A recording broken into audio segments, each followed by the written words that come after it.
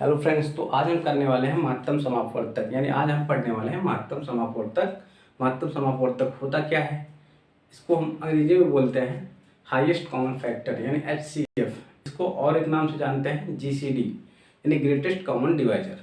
तो महत्तम समापवर्तक आज हम पढ़ने वाले हैं। तो महत्तम समापवर्तक पढ़ने से पहले अगर आपने अपवर्तक पढ़ रखा है, अपवर्तक,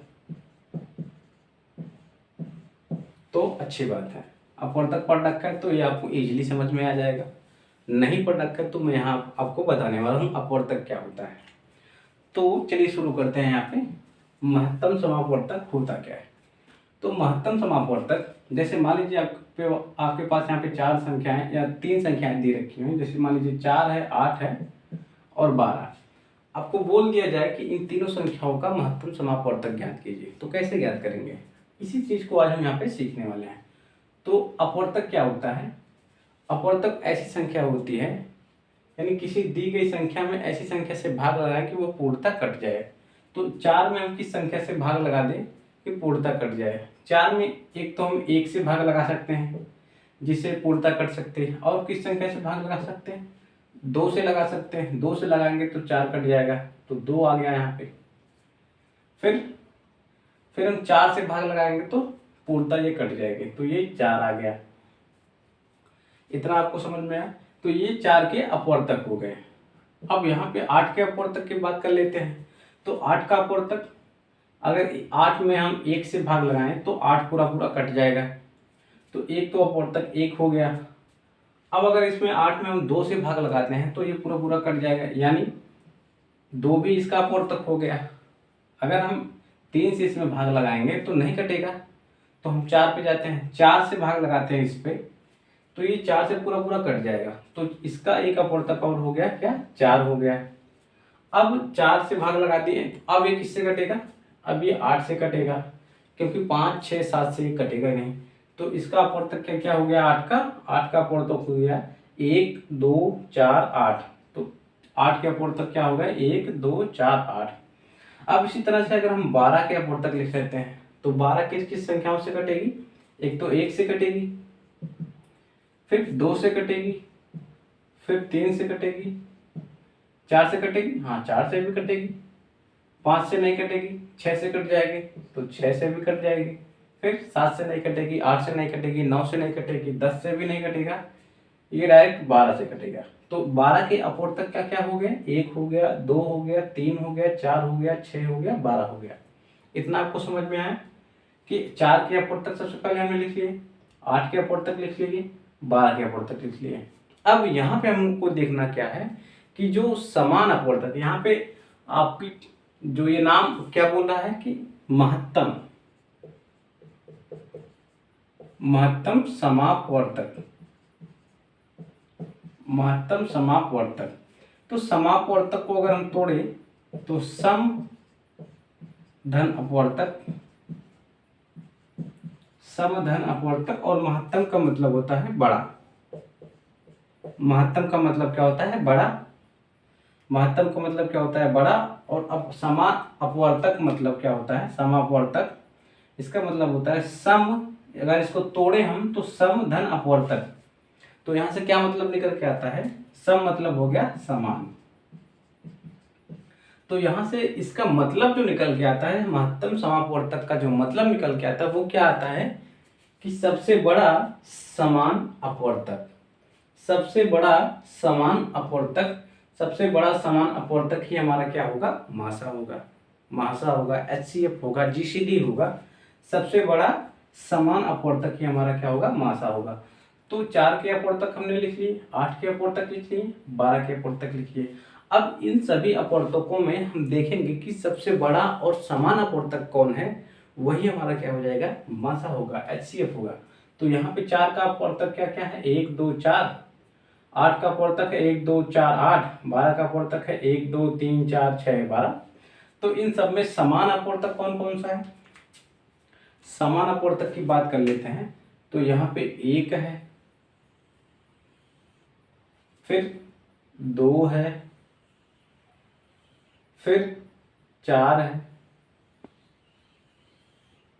और कोई है? और नहीं है समान। समान अपवर्तक और कोई नहीं है। तो यहाँ पे सबसे बड़ा समान अपवर्तक क्या है? सबसे बड़ा समान अपवर्तक, एक तो अपवर्तक ये भी है समान अपवर्तक, ये भी समान अपवर्तक है, ये भी समान अपवर्तक, लेकिन इनमें सबसे बड़ा समान अपवर्तक क्या है? सबसे बड़ा समान अपवर्तक क्या है? सबसे बड़ा समान अपवर्तक जो है वो क्या है? 4 है। सबसे बड़ा समान अपवर्तक क्या है? तीनों संख्याओं में 4 है। तो तीनों संख्याओं का मासा क्या हो जाएगा? तीनों संख्याओं का मासा क्या हो जाएगा? 4 हो जाएगा। तो समझ में आया आपको ये कैसे हम करते हैं, मासा निकालते हैं, कैसे हम मासा को सॉल्व करते हैं, क्वेश्चन को सॉल्व करते हैं, ये आपको समझ में आ गया। तो इसी तरह से हम मासा को निकालते हैं। महत्तम समापवर्तक का मतलब क्या होता है यहाँ पे हमने आपको बता दिया। मासा कैसे निकालते हैं यहाँ पे हमने आपको बता दिया। तो ये आपको समझ में आ गया होगा। तो और अपवर्तक क्या होता है, अगर आप पहला लेक्चर देख के आएंगे तो और भी क्लियर समझ में आ जाएगा। तो अपवर्तक जैसे 4 का अपवर्तक हमको लिखना है, तो 4 में हम किन किन संख्याओं से भाग लगा दें कि पूरा पूरा कट जाए। एक तो हमने 1 से लगाया, फिर 2 से लगाया, फिर 4 से लगाया।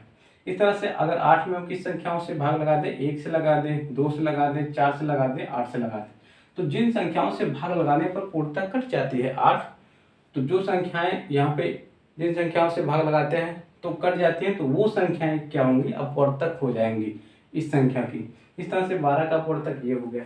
तो समान अपवर्तक 4, सबसे बड़ा समान अपवर्तक 4, तो यही हमारा हो गया मासा। आशा करता हूँ ये आपको समझ में आ गया होगा। तो इसको आप नोट डाउन कर लीजिए, फिर हम बढ़ते हैं आगे। अब देखिए इसी तरह से हम आगे एक क्वेश्चन और कर लेते हैं। जैसे यहाँ पे मान लीजिए आपको दो दिया जाए 16 और 24, इसका हमें मासा ज्ञात करना है। 16 और 24 का हमें मासा ज्ञात करना है। तो कैसे ज्ञात करेंगे? तो सबसे पहले हम क्या लिखेंगे? 16 का अपवर्तक। तो अपवर्तक हम कैसे लिखते हैं? 1 लेंगे, 1 से 16 में भाग लगाएंगे, तो 1 से अगर 16 में भाग लगाते हैं तो पूर्णतः 16 कट जाएगा। तो यहाँ पे 1 भी आ गया, 1 16 का अपवर्तक 1 हो गया। अगर 2 से 16 में भाग लगाते हैं तो पूर्णतः कट जाएगा, तो यहाँ पे 2 भी आ गया। 3 से लगाएंगे 16 में भाग तो पूर्णतः नहीं कटेगा, पूर्णतः नहीं कटेगा, 3 को नहीं लेंगे। अब 4 को देख लेते हैं। यहाँ पे 4 4 चौके 16, तो यहाँ पे 4 आ गया। फिर 5 5 से भी नहीं कटेगा, 6 से भी नहीं कटेगा, 7 से भी नहीं कटेगा, 8 से कट जाएगा। तो 8 दूना 16 होता है। इसके बाद 16 से कटेगा। तो 16 के अपवर्तक क्या क्या हो गए? 1 2 4 8 16। यहाँ पे 16 के अपवर्तक 1 2 4 8 16 हो गया। अब इस तरह से हम 24 का अपवर्तक लिख लेते हैं। 24 में अगर 1 से हम भाग लगाते हैं, 24 में अगर 1 से भाग लगाते हैं तो पूर्णतः कट जाएगा। यहाँ पे देख लीजिए 24 में अगर हम 1 से भाग लगाते हैं तो 24 पहले 2 बार लेके जाएंगे, तो 2 करनन 2 कट गया, फिर 4 उतारेंगे, फिर 4 बार लेके जाएंगे। तो 24 से अगर 1 में अगर 24 से भाग लगाते हैं तो पूर्णतः कट जाता है। तो 1 यहाँ पे क्या हो गया? हमारा अपवर्तक हो गया 24 का। फिर अगर 2 से इसमें भाग लगाएं तो पूर्णतः कट जाएगा, क्योंकि हम जानते हैं 12 दूना 24 होता है। फिर 3 से भाग लगाएंगे तो कट जाएगा, 3 8 24 होता है। 4 से 4 छक्के 24 होता है, तो यहाँ से 4 से भी कट गया।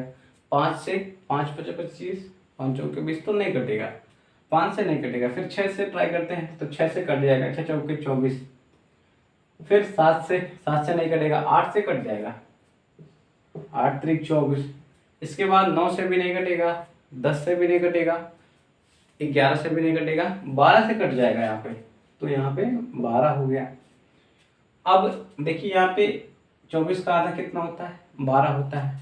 12 के बाद की जो संख्या होगी उनसे किसी भी संख्या से नहीं कटेगी, फिर डायरेक्ट 24 से ही कटेगा। ये आपको हमने ट्रिक बताया। अगर यहाँ पे इसके आधे पर हम यहाँ पे पहुंच गए तो डायरेक्ट इसी संख्या से संख्या कटेगी। जैसे यहाँ पे हम 8 16 का आधा 8 पे पहुंचे तो 8 के बाद 16 से ही कटेगी, उसके बाद किसी भी संख्या से नहीं कटेगी। तो इतना आपको समझ में आया।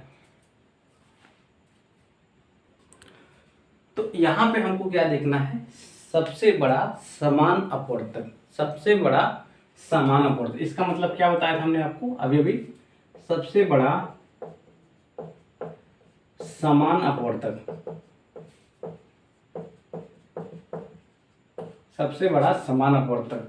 तो यहाँ पे 16 के अपवर्तक क्या क्या हुआ है, 1 2 4 8 16, और 12 के अपवर्तक क्या क्या हो गए, 1 2 3 4 6 8 12 24। तो सबसे बड़ा समान अपवर्तक हमको देखना है यहाँ पे। तो सबसे पहले समान अपवर्तक क्या क्या है उनको हम देख लेते हैं। तो 1 हो गया, फिर 2 हो गया, ये सभी समान अपवर्तक हैं। फिर यहाँ पे 4 हो गया, फिर यहाँ पे 8 हो गया, फिर इसके बाद कोई भी समान अपवर्तक नहीं बचता है। तो यहाँ पे सबसे बड़ा समान अपवर्तक क्या है, सबसे बड़ा समान अपवर्तक हमारा यहाँ पे 8 है। तो दोनों संख्याओं का मासा कितना हो गया, HCF ऑफ 16, 24 कितना हो गया, 8। इसको हम इस तरह से लिख सकते हैं, मासा ब्रैकेट में 24, 16 और 24 कितना हो गया, 8 हो गया। तो यहाँ पे 16 और 24 का मासा कितना आ गया हमारा, 8 आ गया। तो इस तरह से हम संख्याओं का मासा निकालते हैं। ये आपको समझ में आ गया होगा, आशा करता हूँ। तो अब हम आगे बढ़ते हैं। अच्छा, यहाँ पे इसकी परिभाषा देख लीजिए, मासा की परिभाषा। तो मासा की परिभाषा क्या होती है, यहाँ पे पहले हमने 3 संख्या ली थी, 4 12 और 4 8 12, शायद इसी ये 3 संख्या ली थी। अब यहाँ पे 2 संख्या ली, तो यहाँ से इसकी परिभाषा क्या बनती है, 2 या 2 से अधिक संख्याओं का मासा वह संख्या होती है, 2 या 2 से अधिक संख्याओं का मासा वह संख्या होती है जिससे उन संख्याओं में भाग लगाएं तो पूर्णतः विभक्त हो जाती है। अब यहाँ से अगर आप बात करें तो मासा कह रहा है कि मासा वह संख्या होती है जिससे उन संख्याओं में भाग लगाएं तो पूर्णतः विभक्त हो जाएगी। तो मासा हमने यहाँ पे 16 और 24 का ज्ञात किया, तो 8 से अगर 16 में और 24 में भाग लगाए तो पूर्णतः कट जानी चाहिए।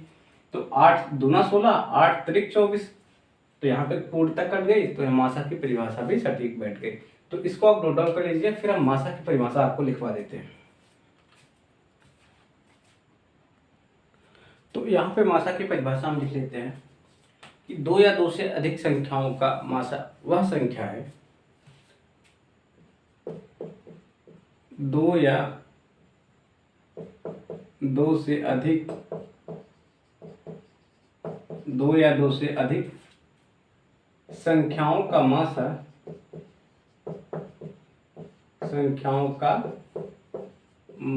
यानी महत्तम समापवर्तक वह संख्या है। यहाँ पे लिख लीजिएगा, वह बड़ी से बड़ी संख्या है, क्योंकि हमने अभी मासा निकाला तो बड़ी से बड़ी संख्या का निकाला था। सॉरी, बड़ी से बड़ी संख्या जो होती है समापवर्तक में वो मासा होती है। तो यहाँ से 2 या 2 से अधिक संख्याओं का मासा वह बड़ी से बड़ी संख्या होती है, वह बड़ी से बड़ी संख्या होती है।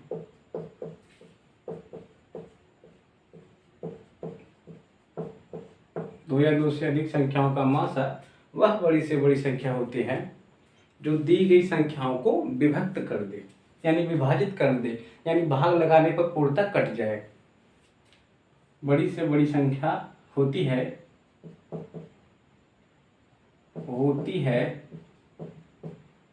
जो दी गई संख्या को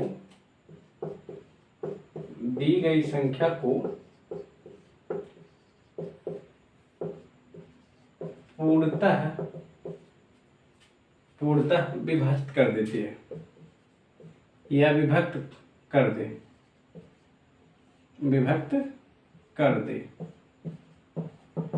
छोटे में हो गया, विभाजित करती है या भाग देने पर पूर्णतः कट जाती है।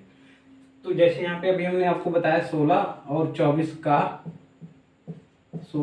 का मासा कितना हमने बताया आपको, 8।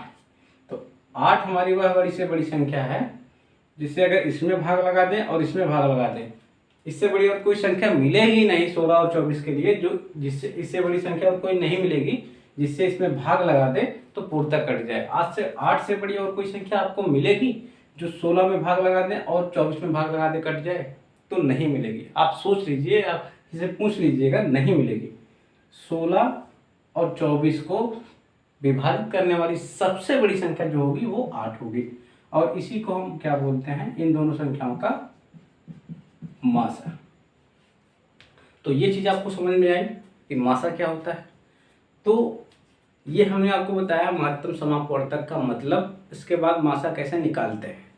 अब हम आगे जब करेंगे, अगली विधि पढ़ेंगे, तो उसमें हम आपको गुणनखंड विधि से मासा निकालना बताएंगे। तो मिलते हैं आपसे नेक्स्ट वीडियो में। वीडियो पसंद आई तो लाइक कीजिएगा, शेयर कीजिएगा, सब्सक्राइब कीजिएगा। Thank you.